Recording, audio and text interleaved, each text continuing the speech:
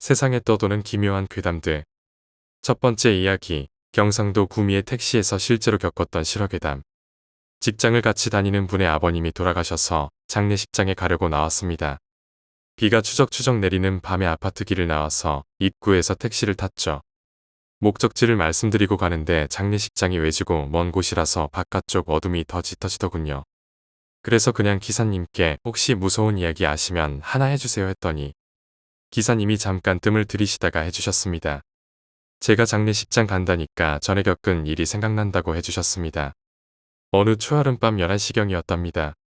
택시는 이제 손님이 끊어질 순간이어서 열심히 손님을 찾고 있었는데 길가에서 어떤 긴머리 아가씨가 손을 들더랍니다. 그래서 태웠더니 시외로 가자고 했대요. 기사님이야 돈 벌면 그만이라는 생각으로 가고 있는데 갑자기 차를 세워달라더니 길가 슈퍼로 가서 술과 육포 같은 걸 사오더랍니다. 다시 태워서 쭉 가는데 지금 가는 길처럼 어둡고 빛도 드물고 차도 드문 길로 접어들었답니다. 아가씨가 아까 목적지를 이 근방이라고 해서 기사님이 물었답니다. 구체적으로 어디로 가냐고요. 아가씨는 앞에 나오는 갈림길에서 우측 길로 가서 산 쪽으로 올라가자고 했답니다. 그곳은 시립공동묘지였지요. 기사님이 무서움을 느끼면서 어둠 속의 묘지로 가는 오르막길로 차를 모셨답니다. 묘지 중간보다 더 올라갔을 때 아가씨가 멈춰달라면서 기사님께 부탁하더랍니다. 자기가 여기서 조금 올라갔다 올 테니 기다려달라고요. 기사님은 많이 무서웠지만 보아하니 간단히 제사라도 지낼 모양인 듯하여 그러라고 했답니다. 아가씨는 어둠 속으로 올라가고 기사님은 기다렸는데 얼마 후 울음소리가 멀리서 들리더랍니다. 아주 슬픈 끊어질 듯하면서도 이어지는. 기사님은 내가 돈 좀 벌자고 여기까지 와서 이게 뭔 일이냐며 후회하시면서 덜덜 떠셨답니다. 밤 12시경에 빛도 거의 없는 산속 공동묘지에서 젊은 여자의 울음소리가 울려 퍼졌답니다. 아주 길고 끝날 것 같은 시간을 귀를 막으면서 어떻게 견뎌내셨는지 결국 시간이 지나가고 아가씨가 눈물을 훔치며 내려왔답니다. 기사님은 아가씨의 처지가 불쌍하지만 무서워 떨려서 그 초여름 밤에 히터를 틀고 산을 내려왔답니다. 그리고 아까 올라온 길을 찾아서 좌회전을 하려 하는데 좌회전 길이 없었다네요. 그냥 내려가는 길이 하나였답니다. 그래서 그 길로 쭉 갔더니 경사는 없어졌지만 어둠 속의 길만 계속 이어졌답니다. 시외 어디쯤이면 여기서 무슨 마을이 하나쯤 나올 법도 한데 그런 것도 없이 계속 어둠 속에서 2차선만 계속되었답니다. 아가씨도 이상하다고 무서워하고 기사님도 무서워하면서 한참을 달렸다고 하네요. 그러다가 4시쯤 되었을 때 겨우 빠져나오는 길을 찾아서 돌아왔답니다. 아가씨가 탔던 장소 근방에 도착하여 내려주고 기사님은 완전히 지쳐서 일을 더 할 수 없었다고 하더군요.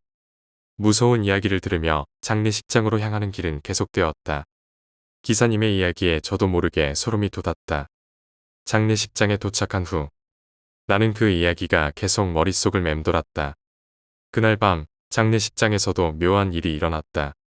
새벽에 잠이 들었다가 갑자기 기이한 소리에 눈을 떴다. 추적추적 내리는 비 속에서 들려오는 걸음소리였다. 마치 누군가가 장례식장 안을 서성이는 듯했다.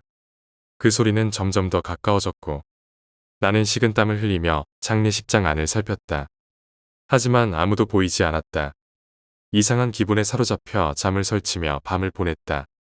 다음날 아침 나는 그 기이한 일을 다른 사람들에게 말했지만 아무도 내 말을 믿지 않았다. 그날 이후로 나는 자주 그 비 오던 밤의 이야기를 떠올렸다. 택시 기사님의 이야기처럼 나도 그날 밤 무언가 이상한 것을 느꼈다. 그 이후로 장례식장을 방문할 때마다 불안한 기분이 들었고 가끔씩 비가 내리는 밤에는 마치 그날 밤의 걸음소리가 다시 들리는 듯했다. 그 이야기를 들은 후로 나는 더 이상 그 소도시의 어두운 밤길을 혼자서 걷지 않았다.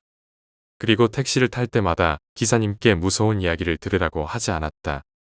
그 기사님이 그날 밤 겪었던 일, 그리고 나의 경험은 나에게 오랫동안 잊을 수 없는 무서운 추억으로 남아있다. 두 번째 이야기, 길에서 들었던 기묘한 이야기. 제가 호구상이라서 그런지 몰라도 길거리에서 도 좀 아시는 분들을 많이 만납니다. 재수 없으면 하루에 2~3번도 만나죠. 이제는 대충 걸어오는 폰만 봐도 감이 옵니다. 근데 몇 년 전엔가 버스 정류장에서 만난 아주머니는 사뭇 느낌이 달랐습니다. 길을 물어보시길래 말씀드렸더니 저를 지그시 보시고 띠가 어떻게 되는지, 생일과 태어난 시가 어떻게 되는지 묻더군요. 다 말씀드리니까 앞으로 3년 정도 일이 잘 안 풀릴 건데 슬기롭게 극복하면 몇 배로 돌려받을 테니 걱정 말라고 하셨습니다. 그리고 원래 타고난 복이 많으니 위기가 와도 뜻하지 않게 도움을 많이 받을 거라고 하시던데 며칠만 일찍 태어났으면 호랑이 기운이 어쩌고 하시면서 지금 만나는 사람이 있으면 헤어질 거라는 말씀도 해주셨죠. 원래 만나는 사람마다 이런 말씀해 주시냐고 하니까 웃으면서 가끔 그런 게 보이는 사람이 있는데 필요하면 말해 주신다고 하더군요. 묘하게도 2년 사이에 우여곡절을 많이 겪어서 극단적인 생각도 해본 적이 있는데 지금 생각해보면 많은 분들의 도움으로 잘 극복한 것 같습니다. 물론 여자친구와도 헤어졌습니다. 그리고 어느 추석 때 일입니다. 날씨가 좋아 지인과 함께 야외 테이블에서 한적하게 술을 한 잔 걸치던 중 골목 저편에 아저씨 한 분이 쓰러져 있는 걸 보았습니다. 평소처럼 신고를 하려고 다가갔는데 이미 다른 사람이 신고를 하고 주변을 서성거리고 있더군요. 저는 자리로 돌아왔지만 계속 그쪽을 주시하고 있었습니다. 신고하신 분께는 죄송하지만 혹시나 쓰리꾼이 아닐까 의심이 들었기 때문이죠. 다행히 얼마 안 되어 경찰이 도착했습니다. 그런데 도착한 경찰이 상태를 확인하고는 무전을 치더니 구급차가 오고 이어서 폴리스 라인이 쳐지고 주변이 봉쇄되었습니다. 안타깝게도 아저씨는 돌아가신 모양입니다. 저와 일행은 그 모습을 멍하니 지켜보았습니다. 주변에 몇몇 테이블 사람들은 구경하겠다고 그쪽으로 가더군요. 그때 옆 테이블에 앉아있던 아저씨가 말씀하시길 못하러 죽은 사람 구경은 간대. 지들 죽었을 때 구경 가면 퍽이나 좋겠다. 저들 중에 한 놈은 오늘 잠도 못 자겠구만. 그러고는 저희 쪽을 보면서 학생들은 모르는 사람이 죽으면 근처도 가지 마요. 귀신도 죽기 전엔 사람이었는데 구경거리 되면 기분 좋겠어요. 근데 일행인 아주머니께서 하신 말씀은 더 의미심장했습니다. 원래 사람이 죽으면 그 자리 주변만 뱅뱅 맴돌다 때가 돼서 가는데 어떤 경우에는 근처에 있는 사람에게 엎혀서 그 자리를 빠져나가는 경우가 있답니다. 특히나 자기 죽음에 관심이 많은 사람일 경우 더 그런 일을 당할 가능성이 크다고 합니다. 술 드시고 하신 말씀이라 신빙성은 없지만 상상하니 소름 끼치더군요. 그리고 역시 망자를 구경거리 삼아 쳐다보는 건 도리가 아닌 듯한 생각도 들고요. 세 번째 이야기, 어릴 때 소름 끼쳤던 일. 그때 당시 저희 집은 아버지가 부도가 나셔서 다른 지방으로 가 있는 상태였었고 어머니는 보험회사를 다니시며 저녁엔 술로 지내시는 그런 상태였습니다. 2살 위인 누나가 한 명 있고요. 저는 남들보다 학년이 1학년 빠릅니다. 2월달 생일이라 어머니께서 빨리 보내려고 학교를 일찍 보내셨지요. 사실 어렸을 때 집안 사정으로 인해 여러 곳을 돌아다니며 살았는데 가장 기억에 남는 것은 역시 할머니, 할아버지와 같이 살았을 때였지요. 어찌되었든 전 그때 9살이었어요. 어렸을 때부터 몸이 많이 약해서 매일 코피를 흘리는 일이 흔하고 지금도 그렇지만 여름에 감기 걸리는 소위 말해 약골입니다. 하지만 운동을 해서인지 183cm에 75kg에 덩치 좋은 남자죠. 하여튼 그때는 몸이 너무 안 좋아서 친구들과 뛰어다니는 것보다 집에서 유선 방송으로 만화를 즐기며 매일 누워 있었습니다. 무더운 여름에 더위가 지나가고 늦은 장마가 시작되었을 때였지요. 그때도 아버지는 집에 안 계셨고 어머니는 친구들과의 모임으로 짜장면 시켜 먹으라고 돈을 올려놓고 가셨습니다. 그날따라 저는 입맛도 없고 해서 아무것도 먹지 않고 그냥 누워서 TV만 본 걸로 기억이 납니다. 그때가 7시쯤이었는지 8시쯤이었나? 누나가 전화를 받고 바로 앞집인 친구 집에 가서 놀고 온다고 했죠. 올 때 과자를 사온다고 TV 위에 돈을 가지고 나갔죠. 속으로 저 돈 차라리 반으로 갈라서 내일 오락실도 가고 맛있는 거 많이 사 먹을 거랬지만 그래도 과자가 먹고 싶어서 꼭 참았습니다. 비가 와서일까요? 가뜩이나 아팠던 머리가 더 아파 다른 생각을 하기 싫어서 바로 누웠습니다. 저도 모르게 나른해져 가는 몸으로 인해 잠이 들었죠. 꿈을 꾸었습니다. 바둑판의 한중간에 올려져 있는 제가 사방으로 조여오는 바둑돌을 피하기 위해 여러 군데로 몸을 날렸습니다. 그러다가 백색의 돌이 몸을 덮치는 순간 꿈에서 깨어났죠. 그때 시간이 몇 시였는지는 정확히 기억이 나지 않습니다. 저는 잠에 들어 큰 방에 있었고 일어나서 물을 마시러 작은 방으로 들어갔더니 누나도 벌써 꿈나라로 빠져 있었죠. 큰 방에도 어머니가 술에 취해 누워 계셨으니 시간이 새벽때의 시간이었던 걸로 추측합니다. 차가운 물을 한 잔 마셨더니 머리가 아찔하면서 몸이 짜릿했습니다. 그 순간 전 분명히 보았습니다. 저희 집은 TV 위에 바로 커다란 창문이 있는데 그 창문으로 하얗고 작은 게 2층으로 올라가는 계단으로 스윽 하고 올라가는 거였습니다. 이상함을 느낀 저는 창문을 열고 얼굴을 밖으로 뺐습니다. 얼굴을 밖으로 빼서 보니 확실히 보입니다. 하얀 것 2개가 공중에 둥실 떠서는 계단 위로 천천히 움직이는 거였습니다. 그 순간을 뭐라고 설명해야 할까요? 머리끝부터 발끝까지 번개에 관통당한 기분일까요? 뭔가 머리가 찌릿찌릿하면서 심장이 벌렁벌렁거리는 게 자세히 그게 뭔지 보지는 못했지만 그런 느낌이 들었습니다. 저게 뭘까? 정말 궁금했죠.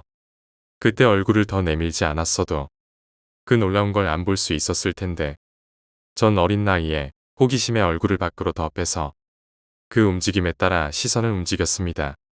그것이 2층으로 올라가는 중간 계단에서 갑자기 멈추더니 하얀 것 하나가 공중으로 붕 떠올랐더군요.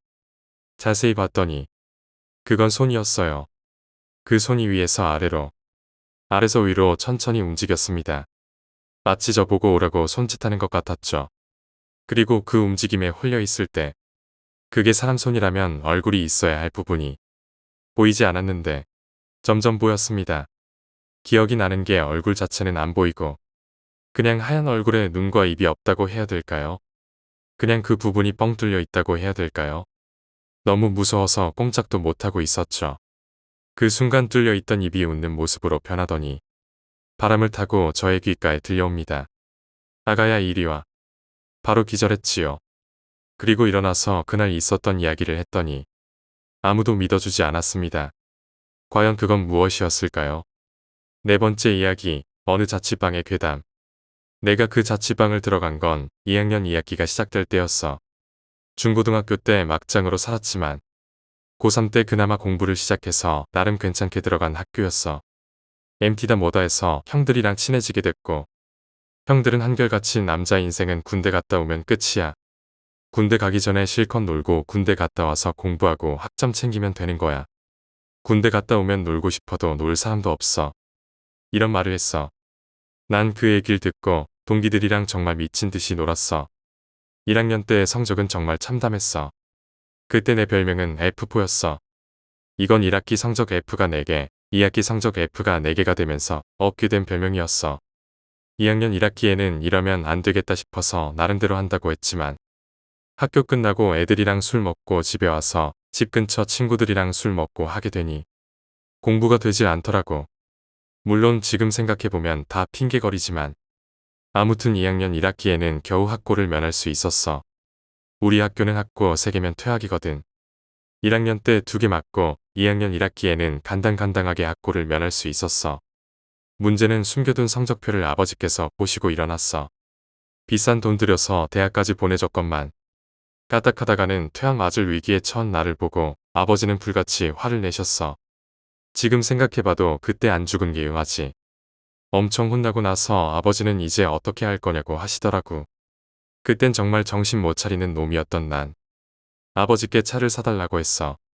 그리고 또 얻어맞았어. 아버지께서는 결국 고심 끝에 대학교 변방의 자취방에 날 유배를 보내버렸어. 그게 내가 2학년 2학기 때 자취방에 들어가게 된 계기였어. 처음 자취방의 인상을 그리 나쁘지 않았어. 방 한 칸에 화장실, 그리고 좁은 베란다. 겨우 내 방 크기만한 조그마한 곳이었지만 평소에 그런 거에 별로 신경 안 쓰는 나에겐 아담해서 좋네 뭐 이런 생각밖엔 안 들었어. 하지만 방 한켠에 걸려있는 전신 거울은 뭔가 음산한 분위기를 연출했어. 방엔 옷장과 전신 거울, TV와 책상, 침대, 그리고 집에서 가져온 컴퓨터 이렇게 있었어. 좁디 좁은 방 한 칸에 있을 건 다 있었어. 이번엔 제대로 공부 좀 해야겠다고 생각한 난 하고 있던 게임도 현찰로 다 정리했어. 그것도 꽤 나오더라고. 그리고 캐릭터는 그냥 오토를 돌렸어. 오토도 잘만 돌리면 용돈벌이로는 꽤 쏠쏠하거든. 자취방에 들어가고 2주 정도는 괜찮게 생활했어. 가끔 친구들 불러서 자취방에서 소주도 먹고 학교 생활도 나름 열심히 하고 게임 오토도 걸리지 않고 잘 돌아갔지. 사건은 자취방 들어가고 2주 정도 지난 다음에 일어났어. 그날도 어김없이 학교 갔다가 애들이랑 호프집에서 술 한잔하고 자취방에 들어갔어. 자취방은 전신 거울 때문에 좀 음산한 분위기를 연출하긴 했지만 평소와 다를 바 없었어. 컴퓨터엔 게임 오토가 돌아가고 있었고 다음 날에 9시 수업이 있는데 레포트를 쓰지 못한 난 밤을 새는 것보다 일찍 자고 새벽에 일어나서 레포트를 써야겠다고 생각하고 저녁 먹고 9시쯤에 잠이 들었지. 알람은 새벽 4시로 맞춰놨어. 얼마나 잤을까? 갑자기 이상한 소리가 들려서 잠에서 깨게 됐어. 화장실 물 떨어지는 소린가 했는데 그런 소리는 아닌 것 같았어. 무시하고 자려고 했는데 너무 신경이 쓰여서 잠을 못 자겠더라고. 그리고 게임 오토도 잘 돌아가는지 수시로 확인해야 해서 난 슬며시 눈을 떴지. 아참 자취방 구조에 대해서 말해줄게. 문 열고 들어오면 바로 앞에 화장실이 있어. 그리고 몸을 90도로 꺾으면 방이 있지. 침대랑 컴퓨터 책상은 기역자 구조로 되어 있어. 침대에 누우면 머리 옆으로 책상이 있는 거지. 그리고 책상 끝에 컴퓨터가 있고 전신 거울은 내 머리와 컴퓨터 사이 맞은편에 걸려 있어. 쉽게 설명해서 내 머리와 컴퓨터 그리고 전신 거울은 삼각형으로 배치되어 있는 거지. 잠이 깨고 나니까 소리보단 게임 오토가 잘 돌아가는지가 걱정이더라고. 근데 침대에서 일어나기는 너무 귀찮은 거야. 잠도 덜 깨서 비몽사몽이고. 그래서 앞에 있는 전신 거울을 봤지. 방이 좁다 보니까 전신 거울에 방이 다 비치거든. 그 전신 거울을 통해서 게임 오토가 돌아가는지만 확인하려고 했지. 근데 뭔가 이상했어. 모니터는 켜져 있는데 그 앞에 뭔가 가리고 있더라고. 옆으로 빛은 퍼지는데 모니터 화면은 안 보이는 거야. 뭐지? 이상하다 하고 고개를 옆으로 돌렸어. 고개를 돌리면 모니터는 안 보이지만 그 앞에 뭐가 있는지는 보이더군. 사람이었어. 긴 생머리를 하고 있었는데 컴퓨터 앞에 서 있더라고. 그리고 손으로 책상을 툭툭 하고 치고 있는 거야. 그 소리의 정체는 저 미친 여자가 책상을 치는 소리였지. 몇 초 정도는 아무 생각 없이 쳐다봤어. 잠도 덜 깨서 비몽사몽인데다.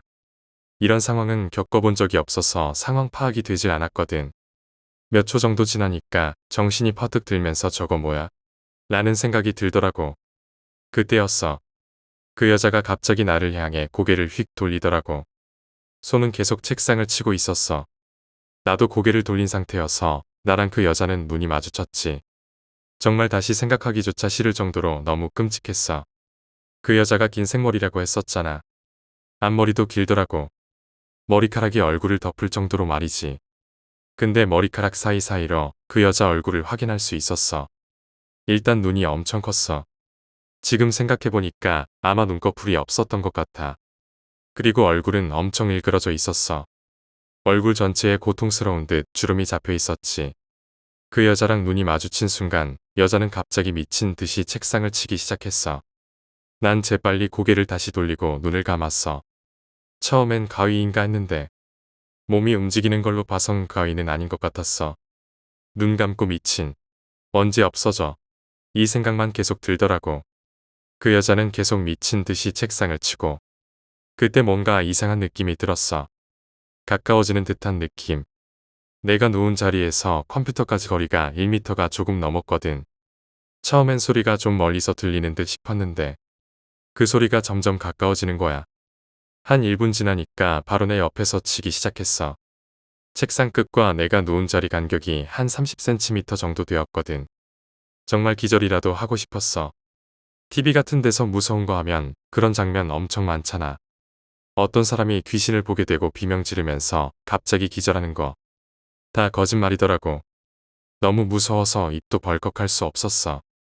소리 지르면 그 여자가 날 해코지할 것 같은 기분이었거든.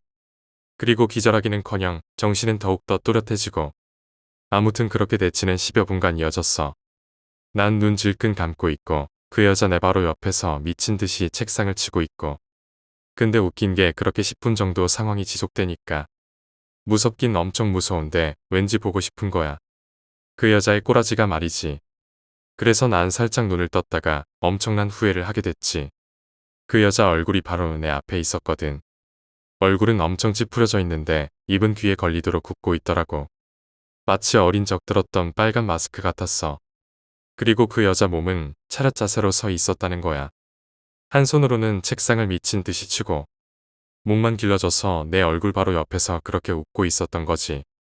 암튼 난 다시 눈을 감았고 그 여자는 1시간 정도 책상을 치다가 새벽 4시에 맞춰놓은 알람이 울리니까 갑자기 책상을 치는 소리가 안 들리더라고. 하지만 무서워서 그 후로도 1시간 정도는 눈을 뜨지 못했어. 가위였습니다. 5번째 이야기, 고등학교 때의 트라우마. 19살 고3 때 겪었던 일이에요. 저희 고등학교는 남녀공학이었는데 남자반과 여자반이 따로 있었습니다. 제가 3학년이 되던 해부터 교장 선생님이 바뀌면서 반까지 남녀 합반으로 바뀌었죠. 점심 먹고 나서 그 다음 수업이었는데 선생님도 착하고 좀 물렁하신 분이라 다들 졸고 조용했습니다. 운동장에 체육하는 소리도 들리지 않을 정도로 조용했고 선생님 수업 소리와 책 넘기는 소리 정도만 들렸죠. 저도 졸음이 오면 바로 자려고 그냥 공책에 낙서 같은 걸 하고 있었던 것 같아요. 저는 2분단 가장 맨 끝자리에 앉아 있었는데 제 뒤에 바로 사물함이 있었습니다. 총 3분단까지 있었고요. 제가 가운데 분단에 있었죠. 엄청 조용한 그 시간에 갑자기 귓속말이 들리는 겁니다.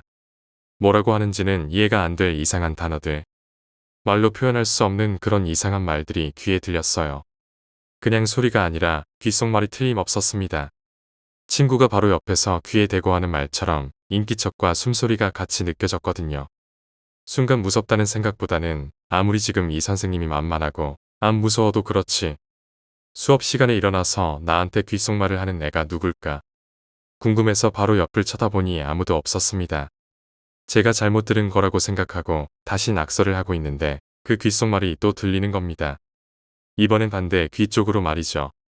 그래서 제가 옆을 쳐다보면서 두리번 거렸는데 제 옆에 있는 여자애가 두리번 거리면서 당황해 하더라고요. 지금 생각해도 소름이 돋네요. 그 여자애랑 저랑 두리번거리면서 서로 눈이 마주쳤습니다. 그 얼굴을 잊을 수가 없네요. 그리곤 서로 아무 말도 못했어요. 몇 분 동안을 말이죠. 그러다 그 여자애가 공책으로 적더라고요. 야, 너도 들었어? 들었지. 너도 들은 거 맞지? 확실하지? 뭐라 그런 거야? 똑바로 들었어? 대충 이런 얘기를 하고 있는데 그 귓속말이 다시 들리더라고요. 그 여자애는 바로 고래고래 소리를 지르면서 교탁 앞으로 뛰어나갔어요. 조용하던 교실은 아수라장이 됐고 사건은 그냥 끝이 났습니다. 이렇게 풀어놓으니 그닥 무섭지도 않은데 그때 그 사건을 겪고 한참을 가위에 눌리고 귓속말에 대한 트라우마가 굉장히 심했었어요. 물론 지금도 그렇고요. 6번째 이야기, 할아버지. 저에게는 할아버지가 계십니다. 어린 시절 저에게 할아버지는 말동무가 되어주는 친구이거나 때로는 언제나 한없이 따뜻하신 부모님과 같은 존재였습니다. 저희 집은 큰아버지와 큰어머니, 작은아버지 작은어머니, 아버지와 어머니, 할아버지와 저, 그리고 친척 누나들과 형들. 저희는 흔치 않은 대가족이었습니다.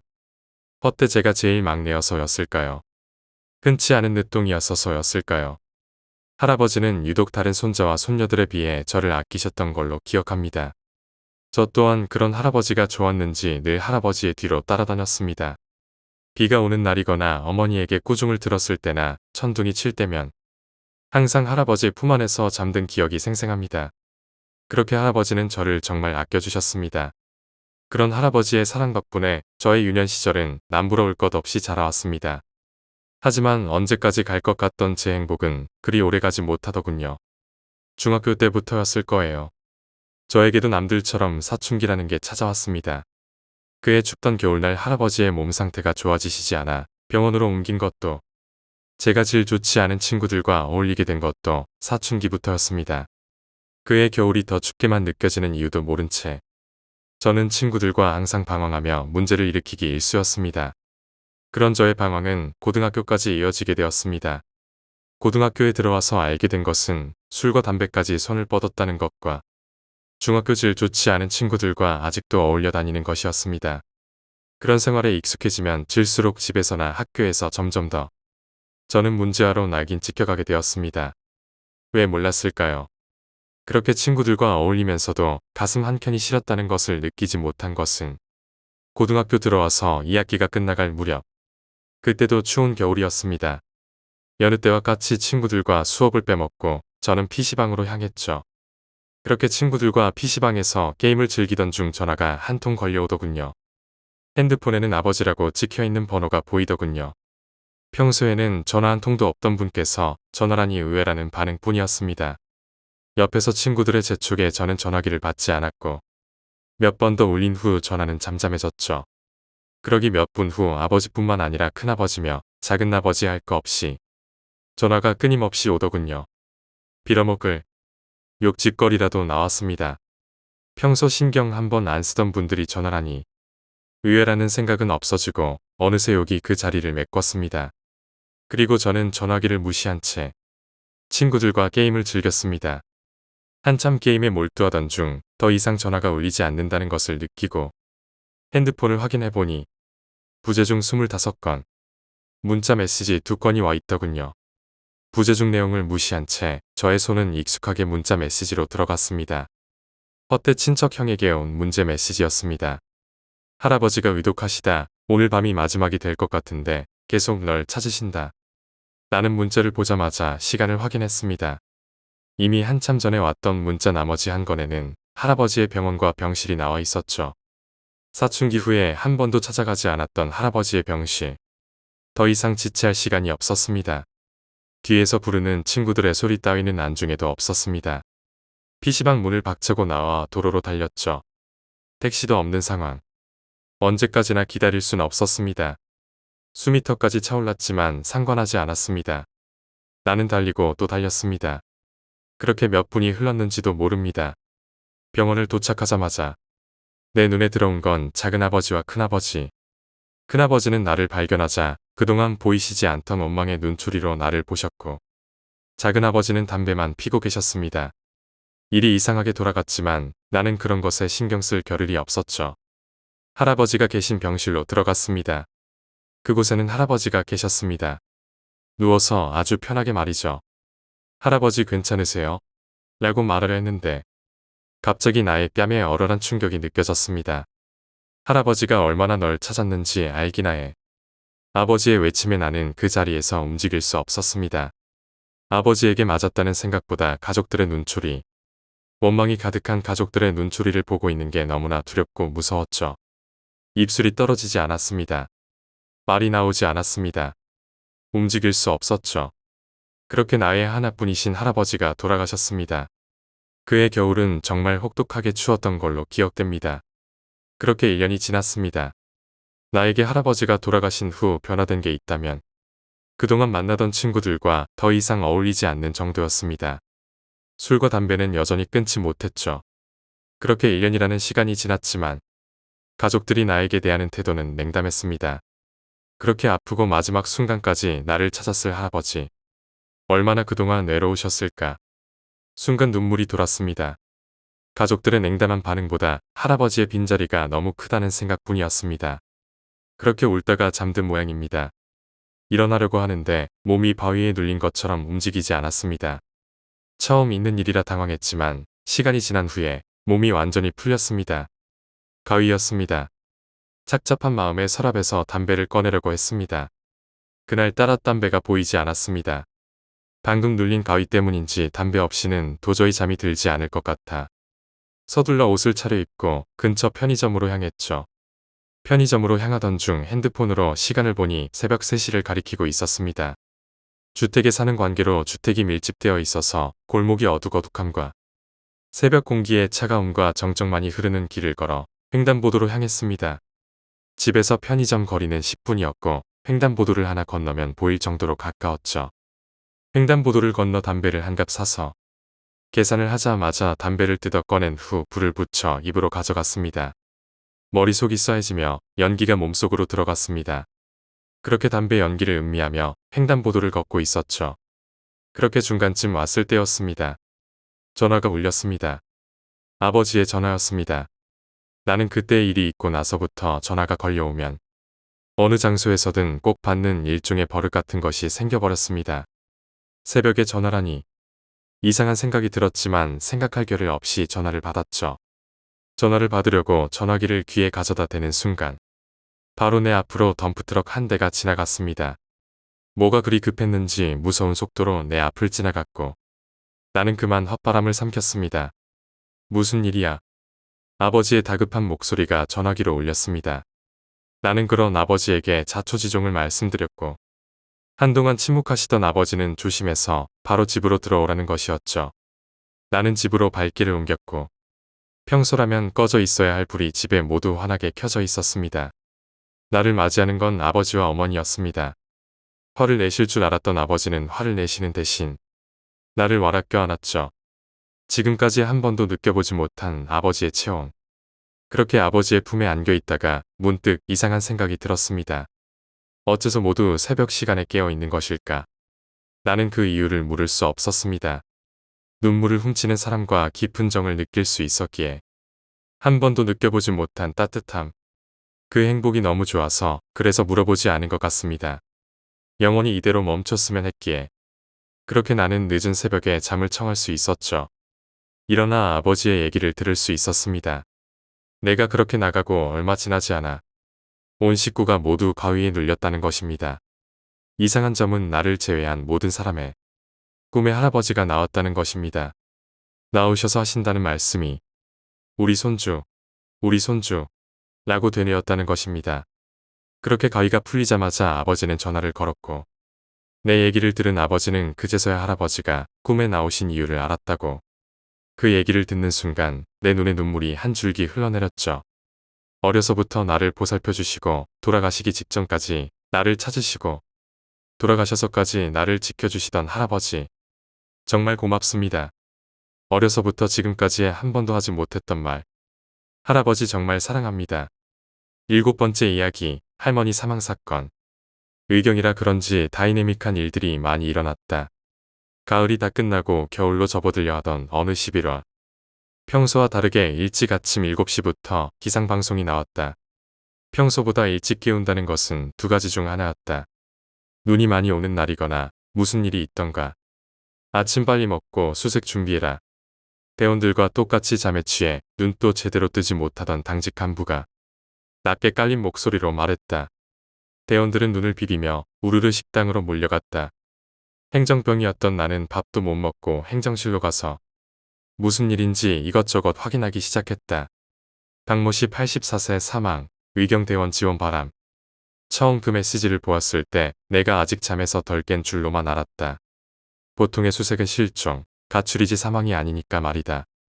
사망자라는 것은 시체가 나왔고 죽은 게 확실한데 100명에 가까운 의경대원들이 몰려가서 무엇을 수색한단 말인가?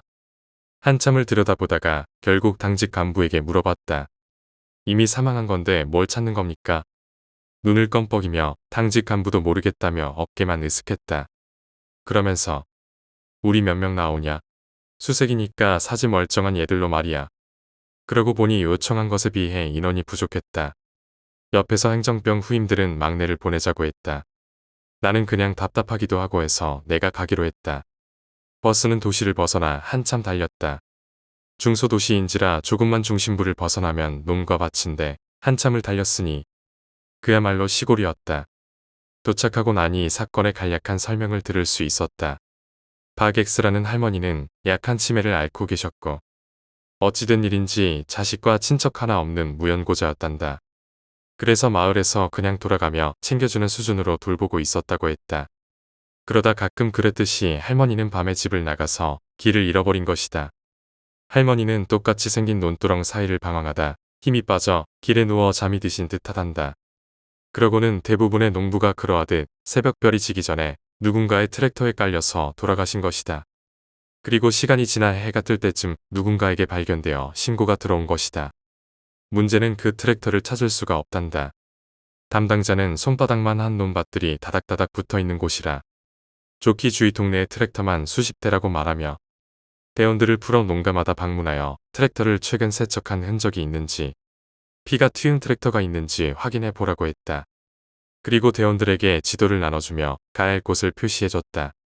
중대장은 후임들한테 안 떠넘기고 안고가 나온 게 기특했는지 나보고는 그냥 차나 지키고 쉬고 있으라고 했다. 몇 시간이 지난 뒤 대원들이 모두 복귀했다. 담당자는 이상 징후가 있는 트랙터를 찾았냐고 대원들을 모아놓고 물었지만 아무런 대답이 없었다. 그렇게 아무 소득 없이 부대로 복귀했다. 그런데 친한 후임이 나를 붙잡더니 할 이야기가 있다고 했다. 근데 나 좀 이상한 거 본 것 같아. 하면서 이야기를 꺼낸 그의 말은 이러했다. 그는 새파란 신병 하나랑 담당했던 집까지 갔단다. 거기에 괴팍하게 생긴 노인 한 명이 아침부터 숫돌에 낫을 갈고 있더라고. 후임은 노인한테 경찰서에서 나왔는데 트랙터 좀 확인해 보자 했더니 노인이 갈던 낫으로 쓱 헛간을 가리켰다고 한다. 후임은 뭔가 찜찜해서 막내를 거기로 보내고는 집안을 둘러봤다고 한다. 몇 발자국 옮기며 집안을 보는데 노인이 소리를 꽥 질렀다고 한다. 남의 집에 뭐 그렇게 들여다보고 그래. 아무것도 없어. 후임은 깜짝 놀란 나머지 그냥 예 죄송합니다 하며 얼버무렸다고 한다. 그때 신병이 와서는 아무 이상 없습니다. 라고 이야기하자 후임은 수고하라고 인사를 꾸벅하고는 그냥 나와서 다음 집으로 향했다고 한다. 그때 신병이 후임에게 근데 진짜 노인들은 이상합니다. 뭘 못 버리는 것 같습니다. 트랙터 보니까 먼지도 빼곡하고 녹슬어서 굴러지도 않을 것 같습니다. 그런 걸 왜 안 버리는지. 그때 후임은 소름이 돋았다고 한다. 분명 길에서 마당으로 들어가는 길에 트랙터 바퀴 자국이 있었고 본인이 뭘 찾으러 왔는지 말도 안 했는데 아무것도 없다고 말한 노인이나 트랙터를 보여달라는데 이유를 묻지도 않고 알려준 것까지도 말이다. 그러면서 나 근데 아니겠지 싶었는데 아무도 못 찾은 거 보니까 지금 생각하니 맞는 것 같아. 점심 먹고 다시 수색 나갈 테니까 그때 말하려고. 나가서 나 맞는 건 아니겠지? 라고 하고는 점심을 먹으러 갔다. 그리고 평소와는 다르게 아직 찾지도 못했는데 추가 수색은 없었다. 무연고자인지라 그냥 사망으로 처리해버렸다고. 또 시신은 이미 화상장으로 가고 있다는 메신저가 온 것이다. 후임은 그 이야기를 듣고는 굳이 이야기할 필요 없겠지? 이미 끝났잖아. 아무도 찾지도 않고 일부러 그런 것도 아닐 텐데. 그치? 나 말 안 하는 게 나은 거지. 라며 당황한 채로 내게 계속 물어댔고 그래 그냥 묻자. 말해 뭐 할래? 라며 후임을 다독여주고 치웠다. 사건 번호 하나 남지 않은 살인 같지 않은 살인이지만 아직도 종종 생각이 난다.